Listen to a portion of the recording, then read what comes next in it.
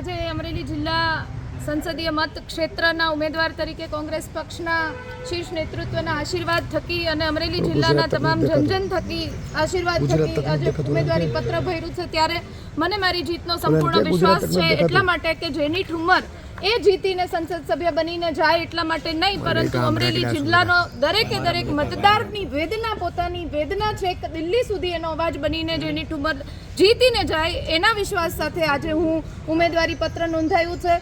અમરેલી જિલ્લાના વર્ષોથી જે પડતર પ્રશ્નો છે, ખેડૂતોને પડતી વેદનાઓ છે, યુવાનોના હક અધિકારની લડાઈ છે, મહિલાઓને, વંચિતોને, શોષિતોને, પીડિતોને ક્યાંક એમના અવાજ બનવાની જરૂરિયાત છે, ત્યારે આ અવાજ બનવાની નેમ સાથે આજે હું આ ચૂંટણીના રણમેદાનમાં જંગમાં ઉતરી છું અને ઉમેદવારી પત્ર ભર્યું છે। ત્યારે મને સંપૂર્ણ વિશ્વાસ છે કે અમરેલીની જનતાનો આશીર્વાદ મારા ઉપર વરસશે અને આવનારી 4 જૂને એ હું વિજય ઘોષિત થઈને અમરેલી જિલ્લાનો અવાજ બનીશ, એમાં મને કોઈ શંકા નથી। નવતર પ્રયોગની કોઈ વાત નથી। ટ્રેક્ટર એ ખેડૂતોનું એક સિમ્બોલ કહી શકાય। ખેડૂતોને પડતી વેદનાઓ સ્વર્ગના સપના બતાવીને નરકમાં ધકેલવાનું કામ અને પાપ આ સરકાર જ્યારે ખેડૂતોને કરી રહી છે ત્યારે એની અવાજ બનવાની તાતી જરૂરિયાત છે, એમની વેદનાઓને વાચા આપવાની જરૂરિયાત છે। વધતા જતા ભાવો, નહીં મળતો વીમો, આ પ્રમાણે ખેડૂત પોતાની ખેતી છોડવા માટે મજબૂર બન્યો છે, ત્યારે એમનું સિમ્બોલ, ખેતીનું સિમ્બોલ, ટ્રેક્ટર, ખેડૂતોનું સિમ્બોલ ટ્રેક્ટર લઈને આજે ઉમેદવારી પત્ર ભરવા આવી છું ત્યારે ખેડૂતોનો અવાજ આ દીકરી બનીને બતાવશે,